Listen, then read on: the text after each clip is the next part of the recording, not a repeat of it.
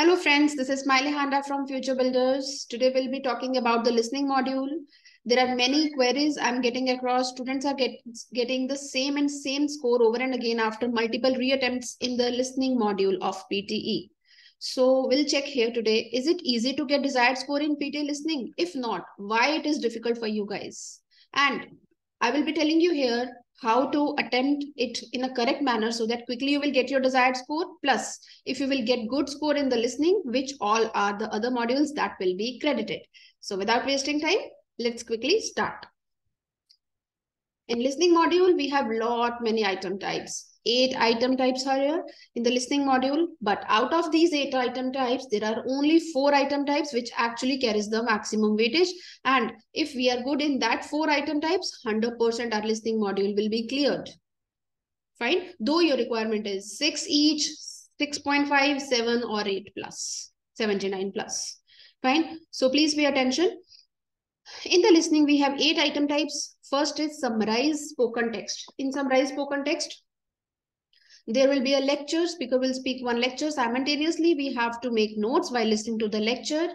And after that, we have to write the lecture, rephrase the lecture in our own words in 10 minutes, right? Total 10 minutes will be given to us. So in 50 to 70 words, we have to write this lecture. So जो भी आपने सुना है, जो भी speaker ने बोला है, जो भी आपने सुना है, आपको एक लेक्चर जो सुनाई देगा, उसको आपने अपने वर्ड्स में 50 to 70 वर्ड्स में लिख देना है. सिंपल. इसका भी एक टेम्पलेट है बिकॉज यहाँ पे ग्रामर चेक हो रही है, वोकैबुलरी चेक हो रही है आपकी. ठीक है, तो ये सब चीजें चेक हो रही है. So that means you have to take care of this things. अब स्टूडेंट्स जिनका स्कोर नहीं आ रहा, वो क्यों नहीं आ रहा? मे बी वो इन चीजों को ध्यान में नहीं रख रहे हैं. क्या क्या इसमें चेक हो रही है? आपकी ग्रामर चेक हो रही है सबसे पहले तो.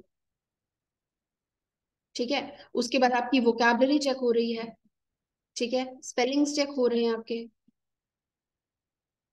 Then what else? यहाँ पे फॉर्म चेक हो रही है. What is the meaning of form? Form is your word limit. अगर आप 50 से 70 में लिखेंगे तभी आपको फॉर्म के मार्क्स मिलेंगे, otherwise you will gate 0. Fine. And our form is 50 to 70 words. So no more than 70, not even a single word. No less than 50. 49 पे भी डिडक्शन है मार्क्स की, 71 पे भी डिडक्शन है. Fine. And the major thing is content. जो भी आप सुन रहे हैं, आई विल रिकमेंड यू कि आप कंटेंट मैक्सिमम कैच करें और मैक्सिमम यहाँ पे ट्राई करें कि आप लिख दो. जितना भी कंटेंट आपने कैप्चर किया है, चाहे वो सेंस बन रही है उसकी या नहीं बन रही, आप लिख दो. कंटेंट जितना लिखेंगे उतने ज्यादा मार्क्स आएंगे आपके लिसनिंग में. ठीक है, बट मेक श्योर करना है जो भी आप कंटेंट लिख रहे हो वो ग्रामेटिकली करेक्ट होना चाहिए. Though you are writing in a simple grammar, I am not asking you to write the complex sentences. Complex sentences के लिए आपके पास टेम्पलेट है. टेम्पलेट मेरे चैनल पे मैंने डाला हुआ है, आप चेक कर सकते हैं. I have used that template and scored 9 band score. तो आप भी इजीली ले सकते हैं. That is a basic template. उसमें वोकैबुलरी एनरिच है वो टेम्पलेट. ठीक है, उसका मैं आपको लिंक भी शेयर कर दूंगी नीचे डिस्क्रिप्शन बॉक्स में इसकी. ठीक है, चलिए आगे बात करते हैं. समराइज स्पोकन टेक्स्ट क्यों इंपॉर्टेंट है? क्योंकि this is the one question which is carrying 10 marks. एक क्वेश्चन 10 मार्क्स का है and you may gate 1 question और 2 क्वेश्चंस. अगर 2 आ रहे हैं तो it is carrying 20 marks. So please pay attention and do this question at the best. ठीक, आगे चलते हैं. Multiple choice multiple answer question में it is not carrying much weightage. और दूसरी बात, नेगेटिव मार्किंग भी है इसमें, वेटेज भी ज्यादा नहीं है. तो we are not going to spend too much time on such type of questions. But इसको हमने अटेम्प्ट जरूर करना है. स्टूडेंट्स अटेम्प्ट ही नहीं करते, खाली छोड़ देते हैं. ठीक है, देखो अगर आप 2 मार्क करेंगे and if you are not sure in 1, 2 mark किया आपने, +1 for correct and -1 for incorrect. अगर आपका एक ठीक है एक गलत है तो +1 -1 एंड ऑफ द डे 0. तो it is advisable to mark only 1. इतने डिफिकल्ट नहीं होते हैं ये, इजिली हम फाइंड आउट कर सकते हैं इनके आंसर. तो जहां पे आप 100% श्योर है सिर्फ वही ऑप्शन मार्क करें, एटलीस्ट गेट 1. ठीक है, नेक्स्ट क्वेश्चन आता है filling the blanks. The easiest and the most important item type, fill in the blanks. ये एक ऐसी आइटम टाइप है जिसमें से आप 10 से 15 मार्क्स इजिली ले सकते हैं. क्यों ले सकते हैं? एक पैराग्राफ गिवन होगा, ट्रांसक्रिप्ट चलती है, स्पीकर एक पूरा लेक्चर बोलेगा, उसमें से there will be few words simple as it is, वो ट्रांसक्रिप्ट बोल रहा है, कुछ भी आपको घुमा फिरा के नहीं बोल रहा। लाइक आइल्स की जब हम ब्लैंक्स करते हैं उसमें घुमा फिरा के वो रिकॉर्डिंग को बोलता है, ठीक है, पैराफ्रेज वर्जन बोलता है समटाइम्स। यहाँ पे एग्जैक्टली एक पैराग्राफ गिवन है आपको, सेम टू सेम वो बोल रहा है, सिर्फ आपने जो ब्लैंक्स मिस्ड है वो आपने फिल करने हैं, सिंपल एज दैट। मुझे नहीं लगता इससे इजीएस्ट टास्क कोई और हो सकता है, ठीक है। बट द थिंग इज, इसकी कंडीशन है कि स्पेलिंग्स करेक्ट होने चाहिए आपके। अगर आपको ब्लैंक सुन गया, स्पेलिंग्स गलत है, तो 0। Each blank carries 1 mark. So अगर आपको 2 क्वेश्चंस आ रहे हैं तो ऑन एन एवरेज एक में आपको 5 मार्क्स होते हैं, एक क्वेश्चन में आपके 5 ब्लैंक्स होते हैं तो 5 मार्क्स, 2 क्वेश्चंस हैं तो 10 एंड 3 हैं तो अप्रोक्सीमेटली 15। तो it you will get 2 to 3 questions in filling the blanks, ठीक है। And this is one item type which again carries maximum weightage, तो हम इसको बहुत अच्छे से करेंगे। इसमें एक टिप ये है कि अगर आपको स्पेलिंग्स नहीं आते, प्लीज मेक अ नोट, अपनी नोटबुक ले लीजिए, एक डिक्शनरी बना लो, 4 to 5 पेजेस छोड़ लो, जिसमें आप एवरी डे वो वाले स्पेलिंग्स 2 टाइम्स लिखेंगे जो आपके गलत हो रहे हैं जब वाइल यू आर प्रैक्टिसिंग, ठीक है।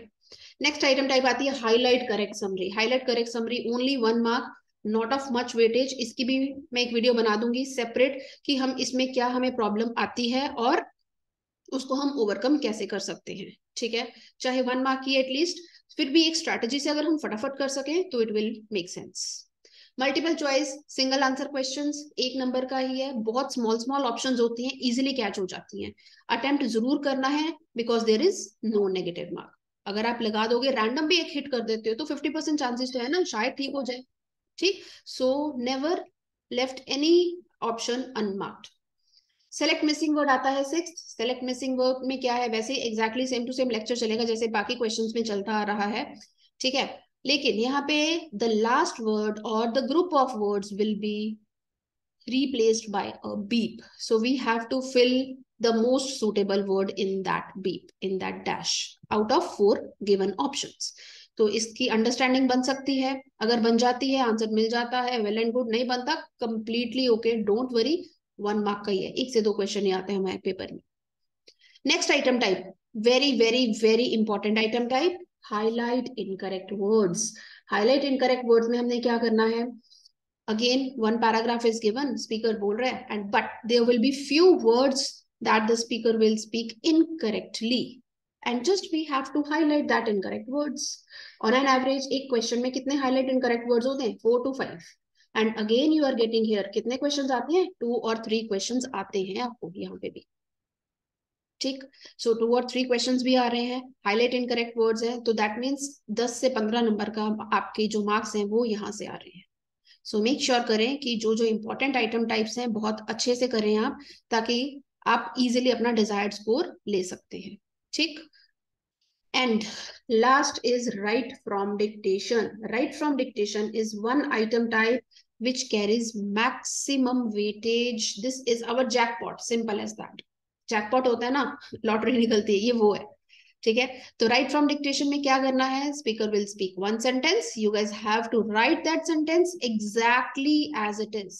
When I say exactly as it is means each correct word spelled correctly will get you 1 mark. अगर 10 वर्ड्स हैं तो 10 मार्क्स का क्वेश्चन है, 15 वर्ड्स है 15 मार्क्स का क्वेश्चन है, ऑन एन एवरेज 10 से 12 वर्ड्स आपको पेपर में आएंगे, ठीक है। अब स्टूडेंट्स कहते हैं कि उसका सीक्वेंस भी मैटर करता है, काफी सारी इंक्वायरीज आती हैं। सीक्वेंस बिल्कुल भी मैटर नहीं करता, चाहे आप, उसने बोला कि professor Smith will be late for today's lecture, अगर मैंने लिख दिया professor Smith late will be for today's lecture, तब भी I will get full on full marks until and unless my spellings are correct, ठीक है। तो don't worry for the sequence, just try to catch maximum words and make sure आपके spellings correct होने चाहिए। ये एक ऐसी आइटम टाइप है जिसमें से आपको कितने मार्क्स का पेपर आने वाला है, 30 से 40 मार्क्स का पेपर, सॉरी 30 से 40 मार्क्स का जो पेपर है वो अकेला राइट फ्रॉम डिक्टेशन कवर करेगी। सो दैट मीन्स हाफ पेपर तो आपका लिसनिंग का सिर्फ राइट फ्रॉम डिक्टेशन से आ रहा है। तो why you are wasting time on other random item types जिनकी वेटेज ही मिनिमल है, ठीक है। सो इट इज एडवाइजेबल कि आप उन्हीं चीजों पे फोकस करिए जो मैक्सिमम वेटेज कैरी कर रही है, सो दैट फटाफट से आप स्कोर लीजिए and go to your dream country. Hope I am clear. चलो इसके आगे हम चलते हैं, मैं फटाफट से आपको मार्क करके दिखा देती हूँ।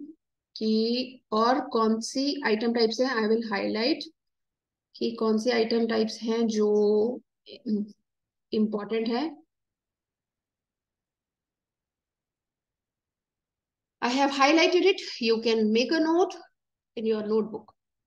Summarize spoken text. First, filling the blanks.